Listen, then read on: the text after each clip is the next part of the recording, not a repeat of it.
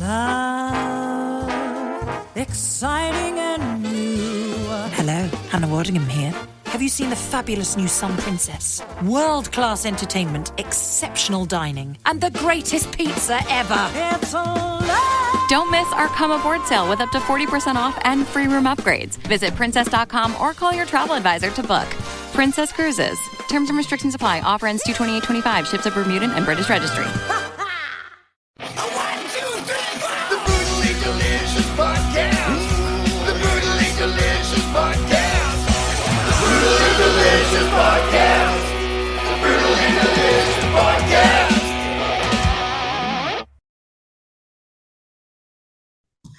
Good. Cheers. Pretty good. You knew you were off to a good start? Yeah. Well, it's yeah, well, the album got out and that was taking a lot of time and energy, and it's finally out. It's finally over. And also then I had the last court trial for my asylum case happening, which 8th of January was its last day. So now two of the big things are over, and I'm shifting the focus on other things now. Oh, nice. So when as planned? Yes, yeah, it went as planned actually, and we'll expect the result probably by 8th of February. Oh, good. That's excellent. Shame Yeah. you had to do all that, but it's excellent. So, Yeah, fingers crossed. so let's talk about how am I pronouncing this? It can't be my American pronunciation, right?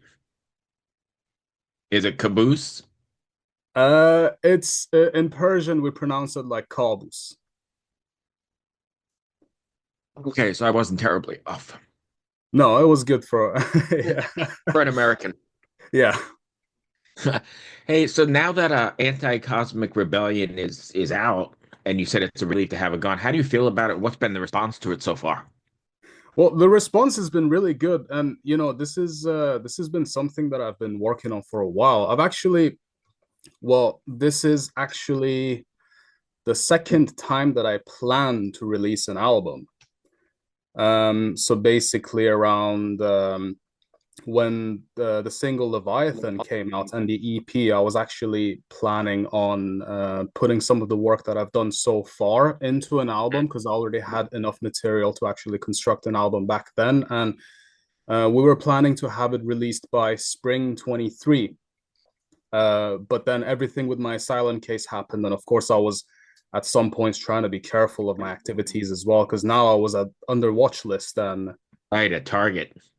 yeah, exactly, and we didn't really know what to expect, so we kind of gave it some time. And also my songwriting was also taking a whole different direction. You know, I was practicing a lot more, I was doing a lot more as well, and improving. And so I decided to just put a new direction towards the album, and yeah, and then it got released.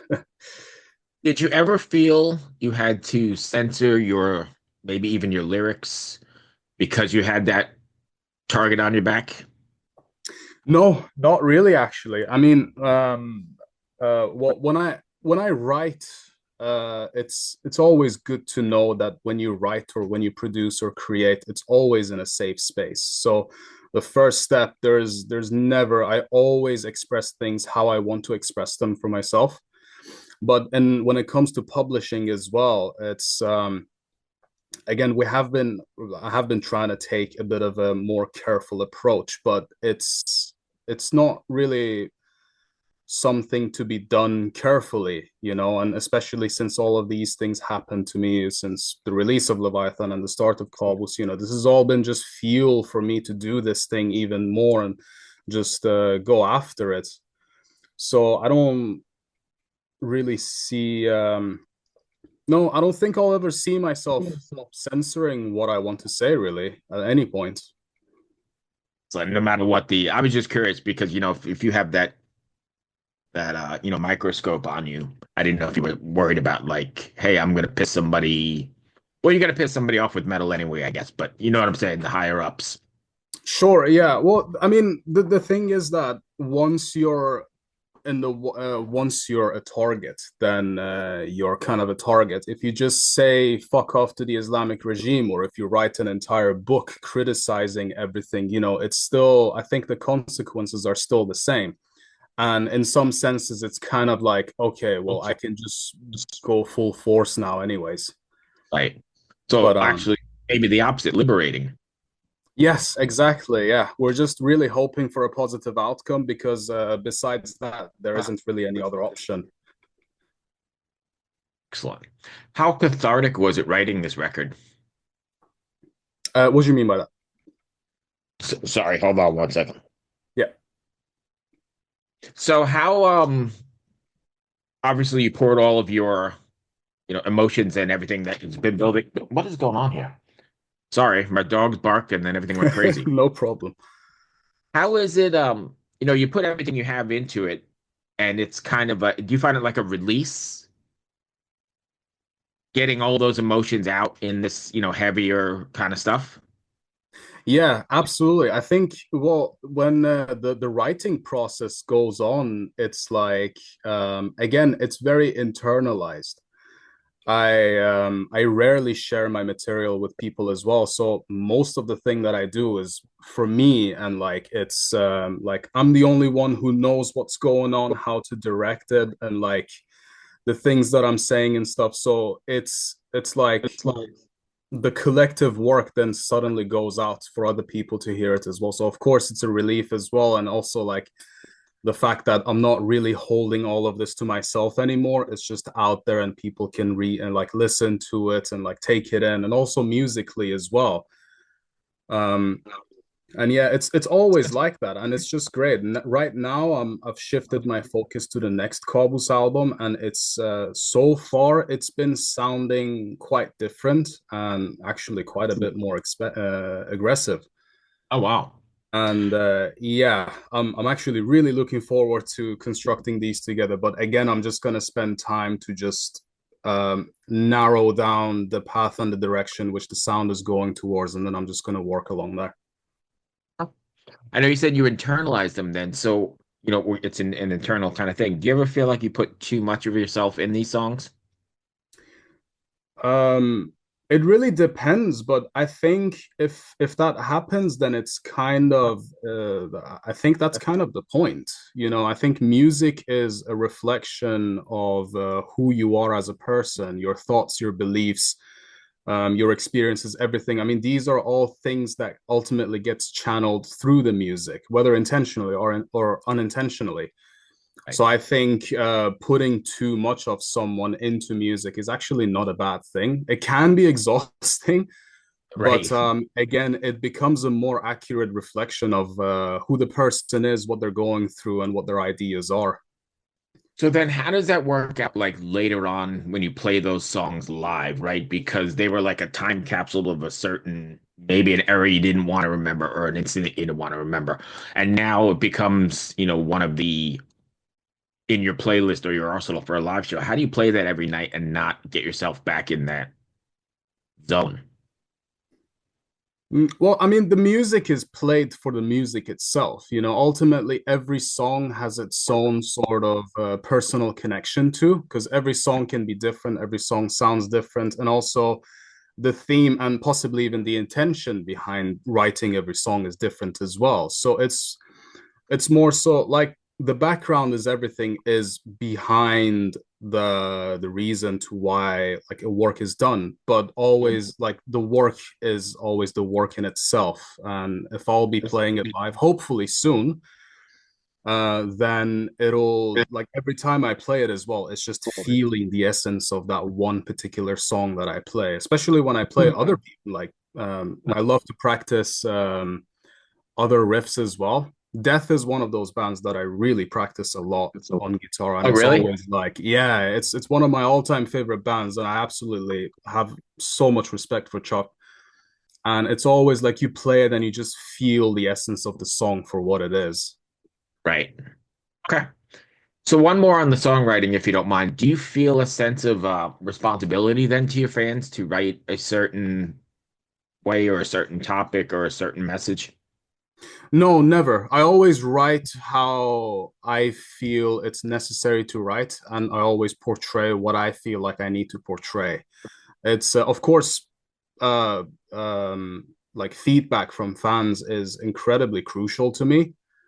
Right. But ultimately, I don't think I will ever get to a point that I'm writing music for other people. You know, it always has to be a very personal journey for it to be honest and for the true essence of what you're trying to achieve to actually pop out. So, yeah. Okay. Are you planning on I know you said you're hopefully taking it out on the road, so there's nothing coming up in the foreseeable future?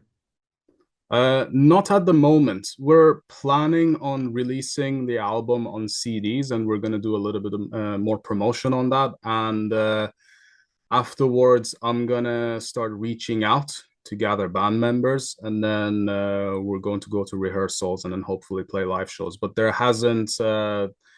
I haven't really started the process of it properly yet. I was supposed to put announcement posters around town. I wanted to go a little old school, and I Yeah. printed out posters of announcing the album and also contact information for people to reach out if they want to join the band.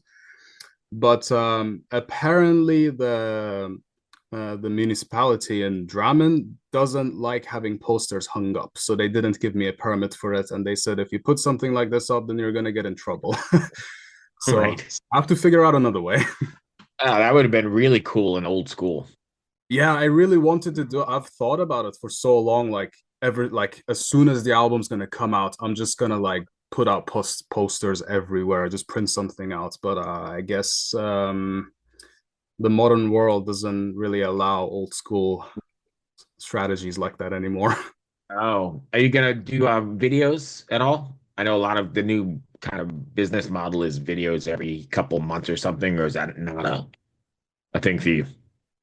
Uh, it kind of is. Well, we have a plan for a little video in the future, actually, right now. But uh, yeah. Besides that, not necessarily. I'm not really a big person on social media either. I'm not. I think it's a good tool to have and to use. I think it's the most efficient tool to reach out to an audience, especially in today's world. But also, especially like it is something that I also criticize a lot as well, and to some extent even demonize, you know. Right. It So definitely is a two-edged sword, and I can see where you're coming from. yeah, yeah. I think like the way I think of it is that like I've said this in an interview with Azadi Festival as well. Actually, I think we have been a species in a constant pursuit of advancement, and to a certain point, it's been great. You know, we have roof over our heads, we have everybody is a bit more stable and stuff. But from now onwards, we're just moving towards capitalism, and now you suddenly have all these unnecessary things that we don't even need. And this direction that we're going in right now is just getting us further and further away from the naturalities of like being a human. And I spend a lot of time thinking about these things. I don't have the answer to everything, but I think it's important to at least acknowledge it and think about it and just have a different perspective on the world that we live in today. I 100 can we follow this for a second? Sure. I 100% agree with you, but do you think that the Pandora's box has been opened and there's no way to close this back up?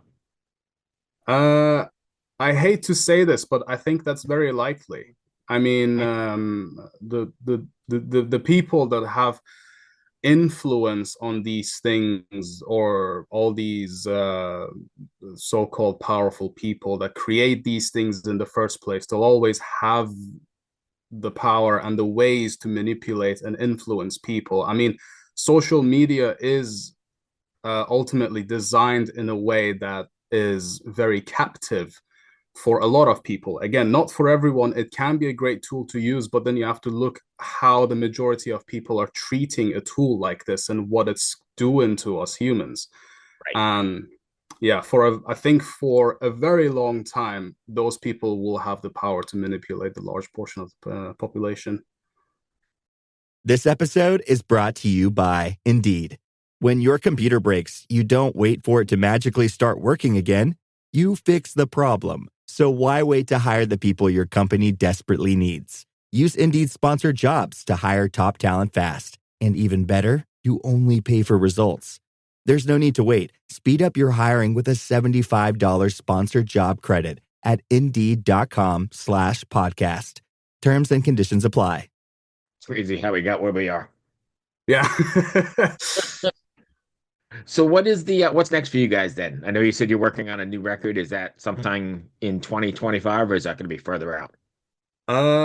Ideally, it's a bit further out because I want to give it time as well. I want to see if I can have a bit more of an extreme change in the direction.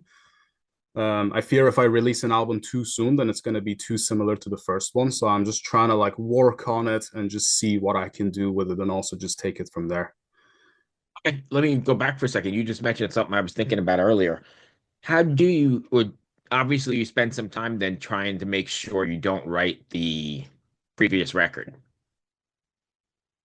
In some senses, yes, or at least it's not something that I try to avoid necessarily now, but I just want to like I'm trying to reach that like next step in a way.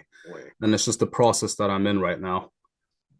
Because I mean you can't alienate your fans, so you still have to be, who you are, but you also don't want to make the same record.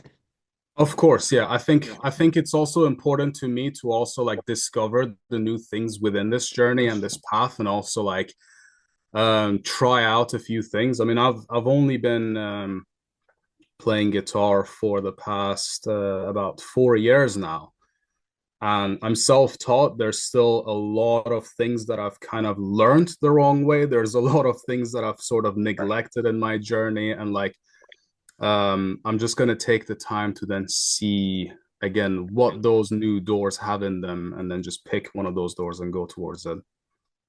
Nice. And you're hoping to put together the full band? Yeah, I think that'll be great. Yeah, I'm dying to play a live show. Great. So do you play it all now live and then hire people, or you haven't even taken this out yet? uh, no, not really. Um, yeah, I haven't. It's not really something that I've spent a lot of time thinking about it now. Um, but yeah, I mean, locally, the music scene around Drammen, at least where I am, is not great. I've met quite a few metalheads actually, but I have my own standards, and let's just say that not all of them Right. were fit for the standards, that I was No, looking no, I for. get that. I'm just amazed though, because you're like in the land of black metal, right? Right. Yeah, yeah. I At think I'd have epicenter. to. Yeah, I live in Drammen, and Drammen is not. There are some local. I know Leak Black is a local black metal band. I've actually spoken with one of their guitarists, Hmm. and he could possibly be a contender.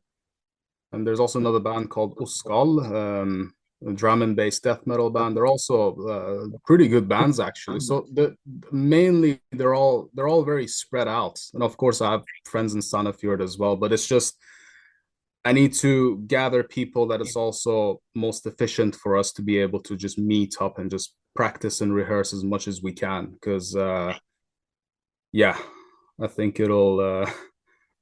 But yeah, it's gonna be good. It's just gonna have to take it slow. At the moment, I'm again just focusing on the next album. Right. Okay. But yeah. So that brought me to the end of my questions. Did I miss something you wanted to cover? Sorry, what's that again? I said that brings me to the end of my bulleted questions. Did I miss something you wanted to cover? Uh, I don't Where think can so. fans find you? You can find me on Instagram. It's Kaaboos.Atash, and also Kaaboos is now available on Spotify and almost all streaming platforms as well. The album Anticosmic Rebellion is also available, and also on Iblis Manifestations' YouTube channel. Awesome. I appreciate you taking the time, my friend. No problem, Bruce. Thank you very much for having me. Yeah, good luck. I really appreciate what you do, and I'm rooting for you. Fingers are crossed that it all works out. What do you say, February? Yes, first week of February is the deadline. Beautiful. Hopefully it all works out. We're sending Odin's love your way. Cheers. Thanks, Bruce. I really appreciate that. And Well, also, thanks for having me again. oh, always. No problem at all. It's always good talking to you, man.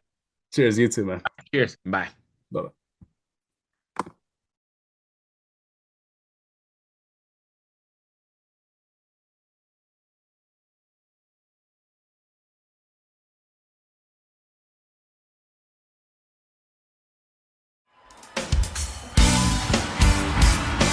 Hello, everybody. I'm Bruce. And I'm Nolan, and this is the Corner of Gray Street podcast. As longtime Dave Matthews Band fans, we set out to create a podcast to dive deep into the past, present, and future of DMB. Not only do we recap and review shows within an ongoing tour, but we revisit past shows from throughout the band's history, conduct interviews with a wide variety of guests with ties to DMB, and create unique and exclusive content like our Concerts on the Corner series. Whether you're a fan of the band or just a fan of great music, we think you'll find something you'll enjoy. We can't wait to see you on the Corner of Gray Street.